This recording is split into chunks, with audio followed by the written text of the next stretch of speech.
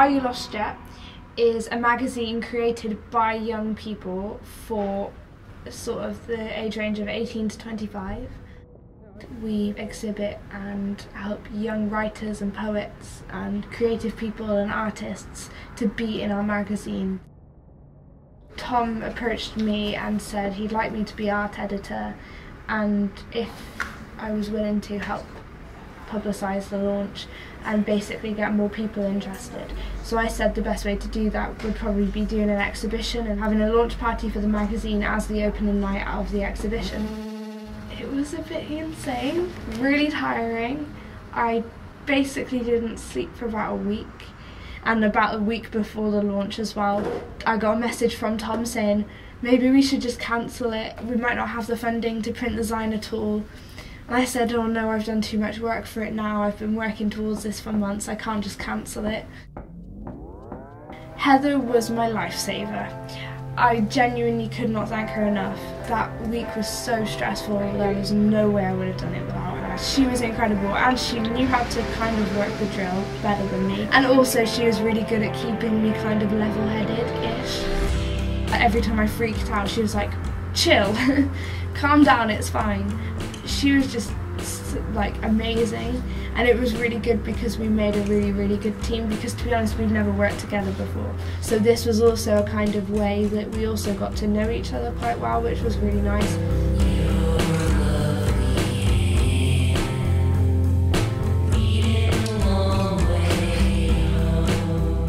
I'm Heather Kirk, second year illustration student studying at Cardiff Metropolitan University. Originally I wasn't supposed to help with all of the hanging, but it got to a point where Danny needed help, so me and her put up the whole thing, and it's really helped me understand what thoroughly goes into putting up an exhibition, and it's given me a much better understanding of what actually goes into all of it.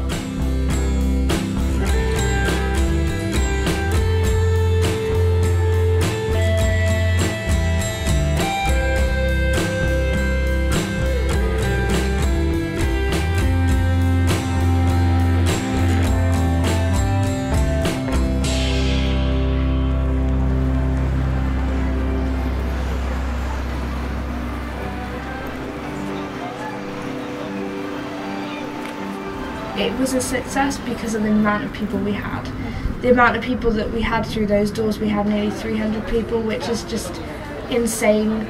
Just purely the fact that we had loads of people here and they stayed here as well. People didn't just walk through the doors and walk straight back out again. They walked around the exhibition, they went and listened to the music and the spoken word. My God chopped his locks off, shaved off his eyebrows, pried out his labial piercing with his teeth. My God gave birth to a locker of grenades and put them up for adoption like attractive beliefs. My God's fashionable, all of the rage, none of the mercy. Burns when he's cold and he floods when he's thirsty. He's cooking up a biblical storm and hot damn! Shit smells like bombs. It's time to get things right and go with my sins. It's like the devil sneaks in and attacks my pride, so what I'm seeing has been forbidden, and I'm too deep in the depths of the oasis, I'm in need of light. Because just like every little thing needs water, my soul needs you. I will travel so far, the sky could almost see the way. To be honest, with the launch I think it did go well. Obviously there were like one or two issues, but that's bound to happen with anything. I think the fact that I was working with about 10 artists and only one of them had an issue was pretty good, and I've also learned to stand up for myself as well, which is good because I didn't really have a backbone. It was a little bit, yeah, I got really emotional at the launch because I didn't expect it to be that crazy. I thought we'd maybe have a few people in if we were lucky, kind of. We'd have a couple of people wandering around. I didn't think anyone would sit and actually watch the music or anything. She said it's like some kind of orange pumpkin moon, but there's a candle inside, so it's a hot air balloon. Collaboration's definitely important. I mean, you can definitely hang something by yourself. Danny could have done all of this by herself, and I'm sure it would have been equally as beautiful. But working together, you learn more about each other. I've got ridiculously close with the team here, and you just feel better. Like the whole thing feels like a whole project, and the best thing about it is you can enjoy it together. Once it's done, you can all sit down together and relax, and you can just sort of let out that relief and just enjoy yourself because you've done it. As long as we all stick our heads together, it usually turns out well, just like this one did. It was a big hit. It feels really nice because obviously we spent so long putting up the exhibition and making it look nice for everyone, and then to have it finally hanging is a really nice fuzzy feeling in my belly. It's really nice.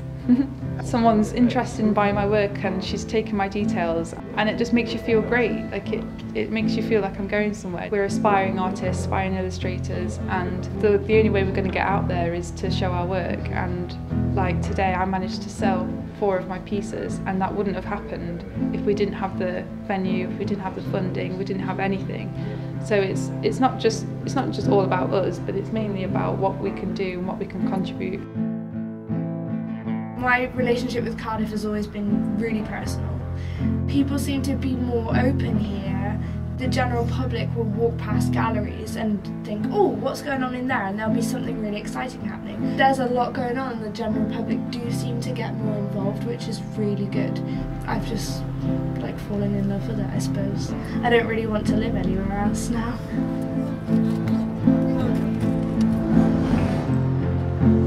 The artwork that's up and about just makes the whole city look so beautiful, and it's just, you're just filled with inspiration wherever you look.